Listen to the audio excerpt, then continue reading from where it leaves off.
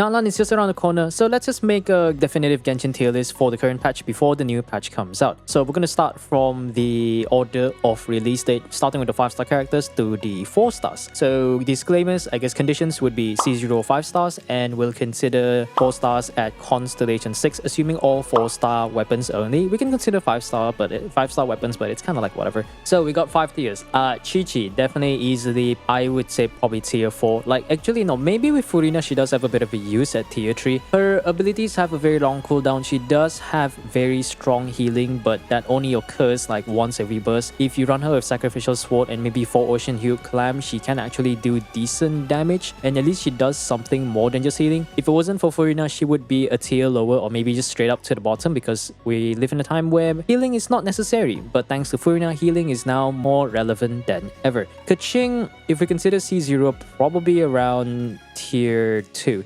Her Constellations does do quite a good bit of like damage increase, and personally I do have C6 Keqing, and she's quite comparable to the low Constellation 5 stars that we have out there for the limited banners. And I would say, like, out of all Electro DPS that I have, which is every single one of them, I think Keqing, she can contend with all the other Electro DPS in her own way. I do like her quick swap playstyle. She's a very achievable character that you can get from the standard banner, or if you lose your 50-50s. Her weapon options are also pretty good. I would say she's pretty solid if you do run her in Aggravate or Quick Bloom teams, and she works really well with Fischl, and Fischl is another unit we'll talk about later. So yeah, Diluc is definitely gonna have to be, I would say, between tier 2 or tier 3, because I recently just got Constellation 6 Diluc and I can't really make up my mind on Chi-Chi. I don't know, maybe the same tier Chi-Chi with Furina. So Diluc is definitely a tier 3 DPS compared to Keqing, because Keqing does have a good bit of AoE compared to Diluc, and I recently like got some pretty good build for 4 Crimson with Gravestone and Constellation 6. I literally just brought his talents to 999 today just to do a bit of testing. His multipliers are pretty good, but his constellations, most of them don't really add that much to his overall damage, and his AoE really comes down to his burst. And the problem with his abilities is that you usually expect his burst and his skill to really trigger Vape in order to get the maximum damage, and I think the team with the highest damage ceiling that you can run is his Melt team, but the rotations are pretty tight, so I personally do not like running that team. On top of that, he doesn't have any real AoE, and he's a Claymore character, so he attacks very slow. There's the whole ICD rule with applying an element every 3 hits or every 2.5 seconds, so he can do a good amount of damage, but there's just simply better options out there. Now, Mona,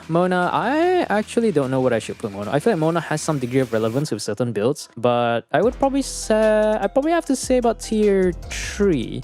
She's a solid unit if you do want to have like an overall buffer, even though her Omen buff doesn't last for like a very long time. She's quite energy hungry with her burst, and she can definitely run the Trilling Tails to buff the next character, but once you get better supports, she is not really that relevant. She's really more of like, you don't have anyone else to buff your Neuvillette and you decide to use her instead. Jean is a healer, so she's definitely a bit more of the relevant side. She's not completely useless, but this is assuming you have Furina, because without Furina, you can run her in the, I think it was the Bennett teams where you can trigger Sunfire. Yes, Sunfire. It has a unique interaction, pretty cool. Maybe you can trigger Burgeon if you're cope enough, and the healing is quite nice comparable to Barbara, but I think Barbara has more uses than her, but to be fair, both of them are not really that great. Okay, Vency is, I honestly would say tier 3, because his Black Hole is really good, especially for multi-wave content like the current Energy Amp event that we have right now. But when you go against single target enemies, or when you go against enemies that cannot be grouped any way possible, he virtually becomes useless. So very niche, very much a specialist. When he does work, he's absolutely amazing, but outside of that, Kazuha or Sucrose is probably just better. Klee is going to be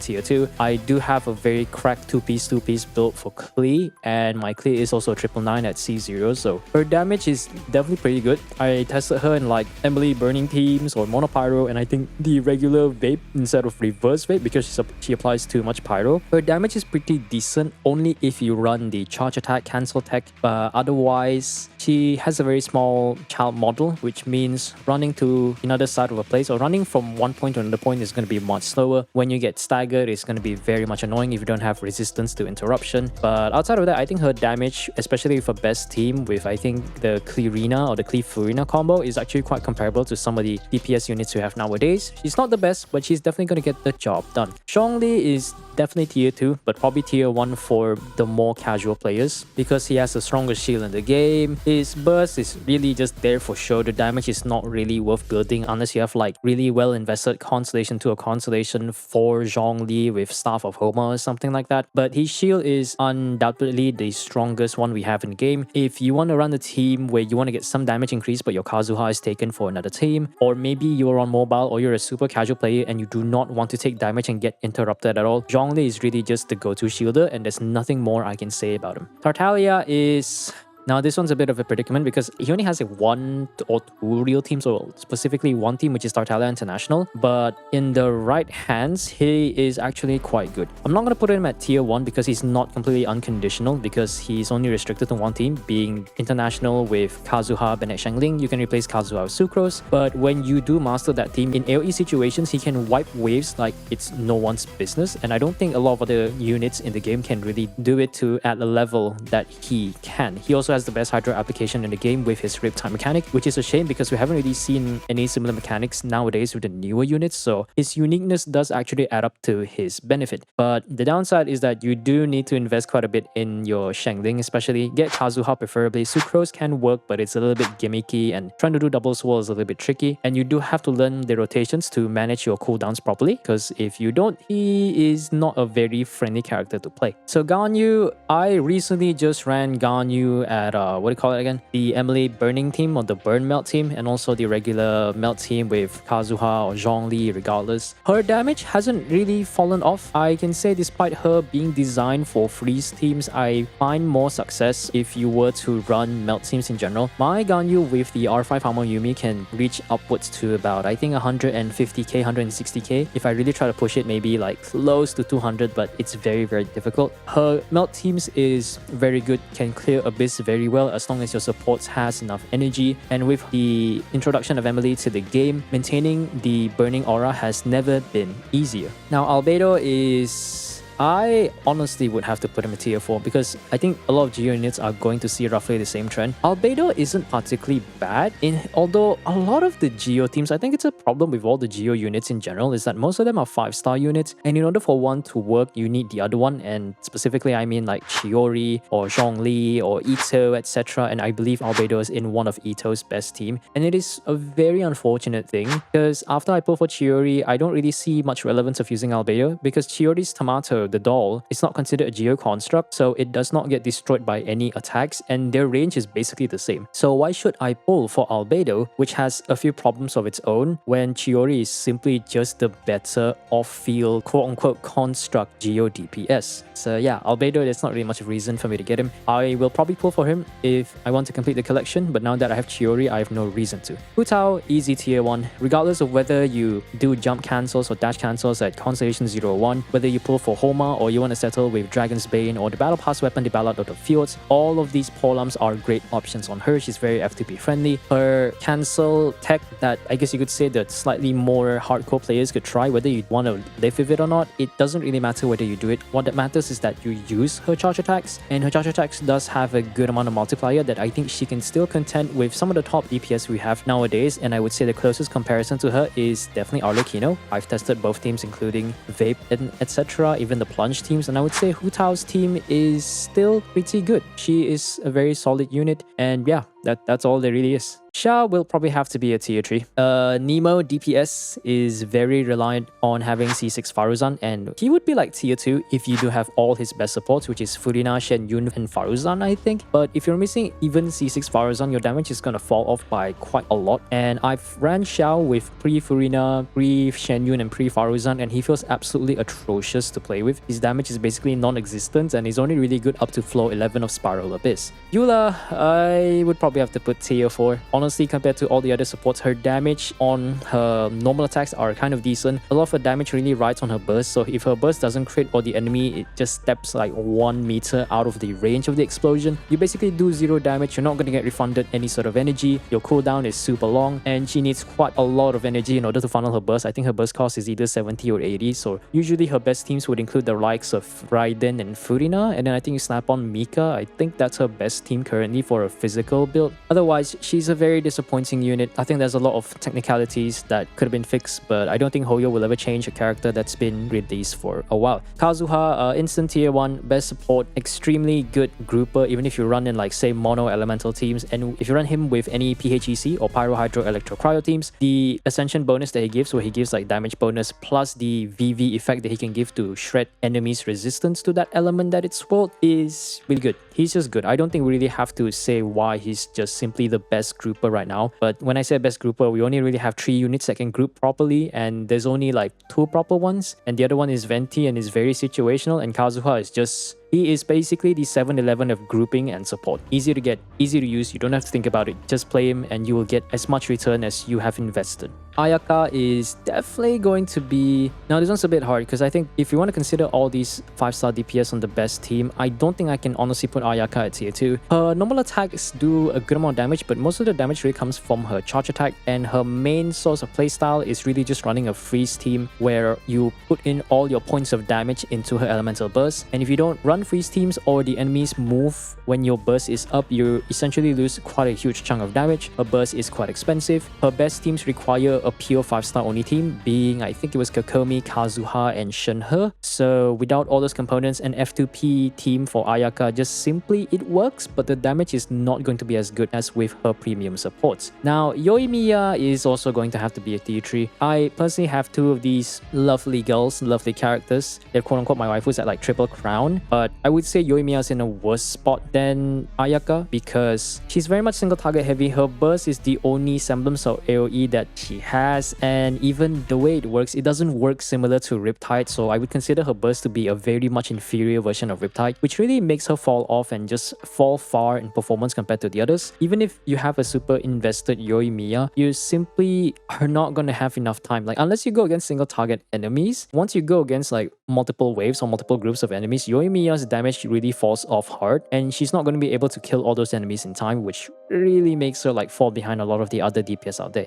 Raiden is easily a tier 1 to me. At C0, you wouldn't expect much of a damage, but Raiden has more utilities than just being a burst-related DPS alone. Her elemental skill does buff bursts, obviously, and then the flight energy restoration is especially useful. One of her best teams, or one of the most quote-unquote budget teams that you can get is Raiden International, where you just snap on Xingqiu, Bennett, Shangling, where Xingqiu can be swapped with like any other units that can help. And honestly, the fact that Raiden restores a flat amount of energy, like I think upwards of like 23, is something that a lot of supports can't really do without the help of weapons like Favonius or Zyphos or something like that. So regardless of whether you try to run her as a DPS at C0 or you want to run her as even her Hyper Bloom build, she will help the team because she simply has so much utility that she can work unconditionally. Now Kokomi is... now this is interesting because I think Kokomi in her best teams are pretty good, but I wouldn't really consider her a must pull either. In terms of her support, her Hydro application is weak enough that you can run Quick Bloom teams, which is quicken teams with additional Hyper Blooms. Her Jellyfish offering a bit of healing, having a decent amount of AoE is pretty nice, although it is unfortunate that the Jellyfish doesn't actually follow you, so that does give her a bit of a minus points. And I would say we have quite a lot of Hydro units in the game, so Kokomi is never going to be a must pull for a lot of teams. She can work, but we do have Furina, so yeah. And of course Ocean Hill Climb is made for her. She can contribute a bit of damage, but it's not going to be massive enough that you should pull for Kokomi.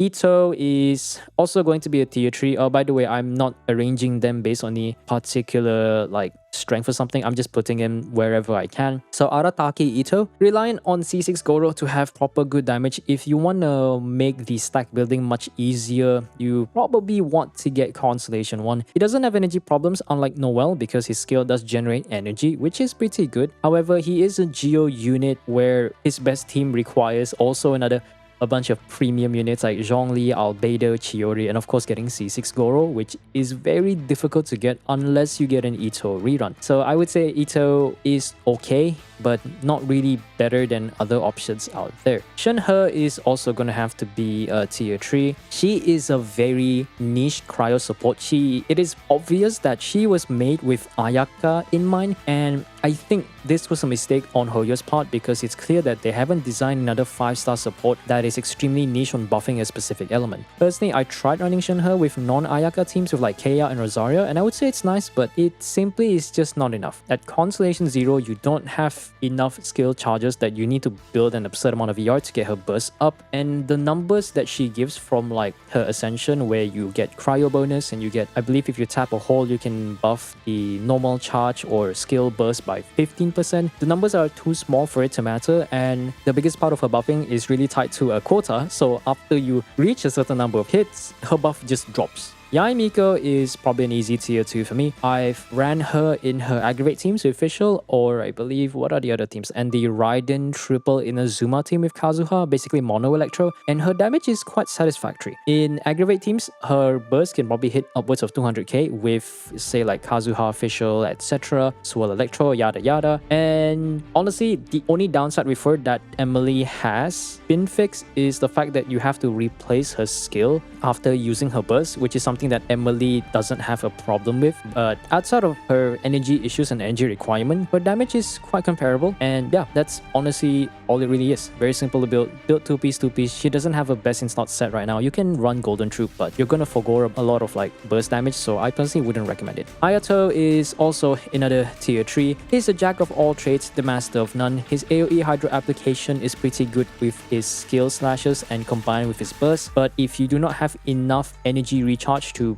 maybe burst every rotation, your Hydro application is never going to be enough. On top of that, his burst animation is very long, and it does put your character into like, I think it locks Ayato in place where you can actually get knocked out of the animation right after the thing actually finishes. So that's a bit of a downside. I do have Haran on him with I think double crown, and even his damage is just kind of lackluster. He's pretty good in Nilo teams if you want to get some AoE Hydro application, but if you try to run him from damage, you're not really going to get that much return. Yelan is going to be, I would say, either tier 2 or tier 1, but it's hard for me to say though, because I feel like Yelan at C0, like her Hydro application is okay, not the strongest, not comparable to Xingqiu or Tartaglia, but her damage is definitely something that you can consider, and the ascension that buffs damage percent for the character on field is quite valuable for certain teams, particularly like Arlecchino, so I would say she's pretty good. I'm still kind of debating whether I should put her in tier 1 or not, but I don't think she's going to be at tier 1 until you get Constellation 2, where the damage and the Hydro application becomes significantly better. But other than that, I think Yelan is nice to keep at C0, because if you want to run like a Hyper Bloom team, you want to run a C6 Xingqiu. If you want to run a Quick Bloom team with a weaker Hydro application, I think Yelan is definitely the way to go. So it's nice to have like two similar units, but they both have their strength and weaknesses that you can kind of pick one or the other depending on what you want. So now we're entering patch 3.0. Tighnari, I would say tier 3 too. I can't put him up any higher because I tried Tighnari on one of my viewers' account during their Abyss redeems, and I was under this weird impression that he would do more damage in my head, but it turns out that his performance is very single target heavy, and yeah, honestly, his damage is okay. I think without constellations, his damage is not going to be insane. You can't really compare it to some of the limited 5-star characters. It doesn't help that his 5-star weapon is gone with the wind, and we're never going to see it ever again unless Hoyo decides to introduce it to the weapon banner, or just bring back the, I believe it was the Epitome Invocation or whatever the heck that, the Chronicle Wish. Yes, the Chronicle Wish. I keep forgetting the name. But other than that, I think he's kind of okay, a bit mediocre, not going to be strong without higher constellations or weapons, and he's very single target heavy, so it's kind of like whatever. Oh, they are at C0. Don't even think about it. Okay, I'm gonna put it at tier 4. So not completely bad, because you can run C0 Dehya with like 4 tenacity, or you can run her as like a Burgeon bot. Like you can build her for her skill damage. You can build her to trigger Burgeon with her skill and burst if you want to. Snap her on Favonia's Greatsword to provide a bit of energy, and maybe like I believe the Gold Forge form, which gives you resistance to interruption, is pretty useful for characters like Neuvillette at C0 that doesn't have resistance to interruptions, so that is quite useful. I've tried her in a bit of those teams, but if you want to build her for DPS, you're going to be losing a lot until you get Constellation 1, which I have. Cyno is going to be another tier 3. I can't put it up any higher simply because, I don't know, like Cyno, his burst lasts for way too long, and some people might not understand why this is a problem. It's actually very simple. A lot of the characters in the game, they all feel DPS, their buffers and all these abilities, they don't last for as long as Cyno has. The only one that lasts for that long is Nahida's skill, Raiden's skill, and the freaking lamp from Emilie, which is like 22 seconds. But most of other people's abilities only last for as long as like 18 or 15 seconds, or sometimes 12 seconds, like Xingqiu with Constellation 2, Beidou I think is 15 at default, I think Homa is also at 18, I believe that's with Constellation, or I think that's with Constellation, so I'm not really too sure about that. But my point being is that your Cyno is going to be on field for at least 4 seconds extra when all your supporting abilities has already gone. Furina buff lasts for like, I think, what was it again, 20 seconds with a cooldown of 18, but it still requires you to get Furina, and unless you have like Baiju's burst, I believe lasts for like 14 seconds. So unless you run Emilie with him, you're not going to gain 100% uptime on Aggravate, and it's just annoying that the moments that you want to swap out to your other units to refresh your abilities, you can't do that because Cyno doesn't maintain its infusion. So yeah, I think Cyno is good when all these stars align, but sometimes being too good just ends up being a curse because there's a flaw that he inherently can't beat, which is staying on field for way too long and not having the ability to swap unless you want to lose some damage. Okay, Nilo is tier 2.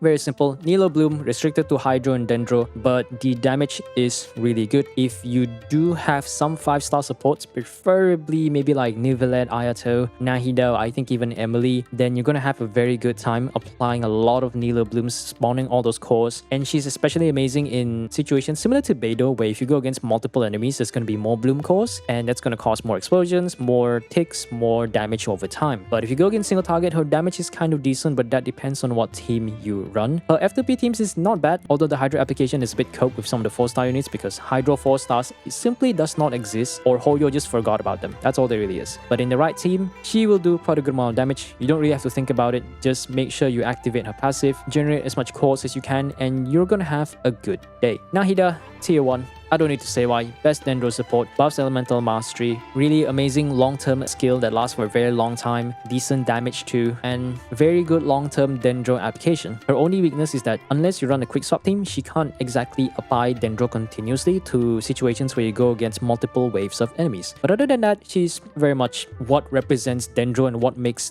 Dendro really good. Okay, Skara, same position as Xiao, around tier 3. Without C6 Farazan, his damage is absolutely abysmal. I personally value Xiao more than Wanderer because Xiao plunges, right? When he jumps out in the air to plunge, he essentially gains some degree of immunity from staggering because most enemies in the game don't actually hit you with that wide of an AoE, and most of the attacks are focused towards the ground. So that means Xiao will inherently take less damage and is less prone to getting interrupted. Wanderer, on the other hand, doesn't fly high enough to get this benefit, and if he does get staggered in his floating form, your stagger is going to be much longer because he's not going to be hitting the ground. So the recovery time, I think, is visibly longer than getting slapped on the ground when your feet is touching it. So yeah, that's all it really is. I don't think I can say much about him. Unless you pull him for Expiration, his DPS value is simply non-existent without C6 Farazan, and even then, you're probably better off with Xiao. But if you don't want to build a lot of ER for burst, then I guess Wanderer is kind of your nice cup of tea. Alhaitham, also one of the best DPS in the game. Very much unconditional.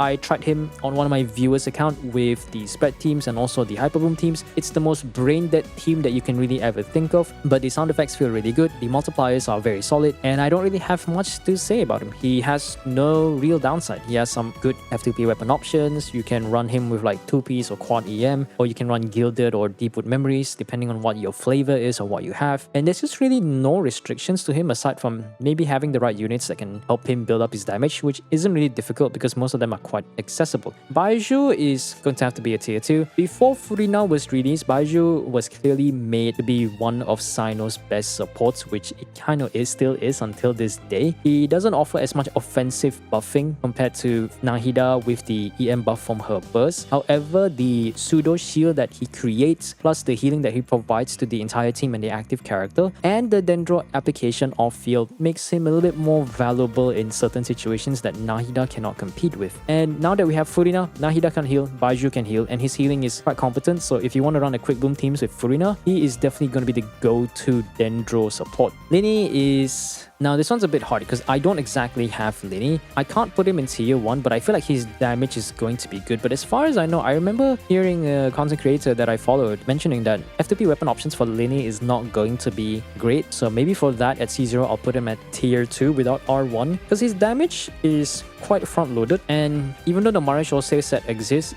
most of the time it's not going to be his best option, which makes him more friendly in terms of artifact gearing, but his weapon options are not really that much, and they're comparably weaker to other 5-star options. So from what I've seen from a little bit of the testing that I've tried, maybe I'll pull for him in the future, but I would still rather stick to my Klee. And I personally don't really like the charge attack DPS, but throwing all the bias aside, I think his front order damage is very good in his mono pyro teams. And yeah, mono pyro teams has Xiangling and Kazuha, so he's kind of good. Neuvillette, tier 1, uncontested, massive power laser, pierces through every enemies, has the ability to literally go from 5 HP to 50,000 HP by sucking a few balls or something. There's really nothing much to say about him. One of his weapon options is a craftable weapon being prototype Amber. You want to buy the battle pass, which I did. His sacrificial jade at R1 is pretty good. R5 is competitive to his own Tome of Eternal Flow, and there's just nothing much I can say about it. You want to brain that high damaging DPS with a good amount of AoE, with the fact that you can max your DPI to basically clear the entire room, because Koyo tried to fix that and count that as a bug, but people got really mad, so that never happened. Yeah, he's just stupidly strong. I don't have anything to say. It's pretty good. Wriothesley is going to be at tier 3. At Constellation 0, you can feel like his damage is just not explosive, especially when it comes to his charge attack. His best team is definitely his bird melt teams or the regular melt teams with Kazuha, Bennett, Xiangling, or you can run like Emilie, Bennett, Xiangling, or Nahida to replace that slot. His damage is kind of okay. It's not really noticeably bad, but I've played one of my viewers' account with him and he was Constellation 1, and to be honest, I don't see myself running Wriothesley in a Constellation 0 team because he himself at C0 cannot heal enough to be on a net positive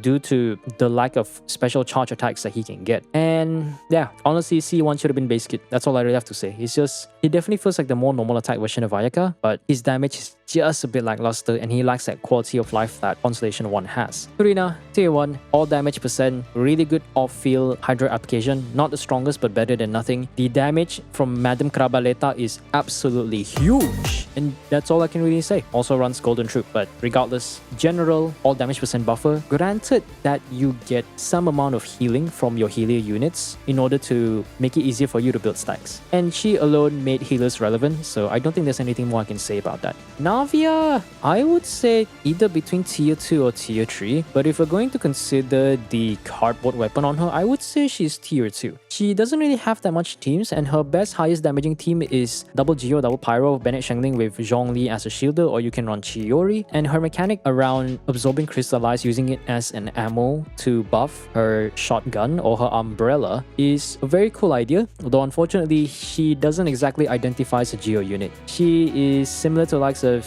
I would say, Chevreau, where they don't actually do anything about the reaction, but they use it as a way to buff their own personal damage. But the fact that her shots penetrate through multiple enemies, it has a piercing effect, makes it pretty good if you're able to align it and you can take down multiple enemies in a single skill. And that's pretty good. But if you don't have the cardboard weapon, her value does fall a little bit. And if you don't have an off-field Geo applicator that is like Zhongli, Albedo, or Chiori, it's gonna be a bit annoying to run her. So yeah, Xianyun, I would consider Xianyun to be definitely tier 1 because she allows every unit in the game to run a plunging attack playstyle. Heck, she could even run a C0 Dehya for a plunging vape DPS build if you have C6 Bennett. The same thing could be said if you were to run Xin Yan, and like I've tried this before, and it doesn't matter which characters you run, as long as you have Xianyun and maybe Furina to buff a bit of damage, or some other supports out there to buff your DPS damage, you can run like a plunging team and the damage is going to be very, very good. And honestly, that's really it. Chiori is... Now that's a bit hard because I want to put her at tier 3 because I feel like her damage is not completely atrocious, but at the same time I don't feel like she's that relevant to the meta. Like, her damage is kind of okay. My Chiori does need better artifacts, but being better than Albedo is not going to increase her value by a lot. I pulled for her for the cosmetic, for the appearance, and I never really like use her because I can't find it in me to run any Geo teams. I think her being better Albedo is great, but she doesn't offer anything outside of that. She doesn't offer any sort of buffs for Geo teams. She's just better Albedo without the EM buff. Arlecchino, you know where I'm going to put this? Tier 1. I would consider Arlecchino to be either the second or third best DPS in the game behind Neuvillette and Alhaitham. She is a bit conditional because she's a glass cannon and you can't receive healing outside of her burst, but if you do run her in any teams and just put an appropriate amount of investment to her strength, her artifacts, her weapons, etc., the multipliers are going to be high enough that she can kill things quite fast. Like, there's a reason why she's probably one of the top 3 DPS that we have in the game right now, but that's if you can get used to running her as a glass cannon. You can also run shield units to protect her, but for the more skilled players, for the more veteran players such as myself, running her in a team with Kazuha will reward you by just amplifying her damage by a whole lot, killing enemies in mere seconds. Clorinde is a bit interesting to me. I want to put a tier 1, but I don't think her performance is insane enough to be at that place. She does work unconditionally. Her best team is between Aggravate or Quick Bloom, not Hyper Bloom. And yeah, it's just cool. Her elemental skill can let her dash multiple times, easy way to dodge enemies. It also heals as long as you have Bond of Life. The burst is nothing more than a flashy thing to use. She's essentially just a gun version of Keqing with the ability to heal, and I think that adds up to her value a bit, but I don't think her numbers are great enough at C0 to really make her stand out. Now, we are reaching the end of the 5 stars, so Xianyun, it's hard for me to really say anything about Xianyun because I don't really have her, but from what I've seen, I think she's more of a side grade to Kokomi in some of the teams that involve Furina. Her ability to buff elemental skill based on a quota mechanic is pretty interesting, and that's something that Kokomi doesn't offer, but Kokomi can run Clam, and I'm not sure what kind of artifacts Xianyun would run, but assuming they both run the same kind of artifacts, I think their performance or the community's consensus of Xianyun is that she is nothing more than a side grade or a slight upgrade for Kokomi in Furina teams. But yeah, that's really about it. Now, Emilie, I'm gonna have to put her a tier 2 because I think she works unconditionally. While she may not add anything to the meta, my thoughts still stand in my previous Emilie video where her case lasting for a very long time, like 22 seconds, makes it so that you can deal with multi-wave content and you don't have to really swap your characters around too much, which almost makes her the perfect off-field dendro unit for Sino if it wasn't for the lack of burning. But otherwise, I think she's a very solid unit. If you run her in a burning team or you run her in a team that can maintain the level 2 case, her damage is going to be quite decent and she's very straightforward to use. You may not agree with the aesthetic, you may not agree that people may say that she doesn't add much to the meta, but I think that's not her purpose. I think she is designed for Natlan in mind, and she fills a niche that I think off-field dendro characters can't do, which is having an ability that lasts for a very long time and having a proper off-field dendro DPS, which as far as I know, I don't think we have that. Okay, that's all the 5-star units. So for the second part of the video, I'll be sure to click the link when it's actually up or just stick around for the channel. So what did you think about tier list? This is the 5-star units for now. I'll put part 2 for all the 4-star units immediately after this. I'll try to get it out as fast as I can. Alright, so if you have any thoughts, share in the comments below. And otherwise, I'll see you guys in part 2. Alright, peace.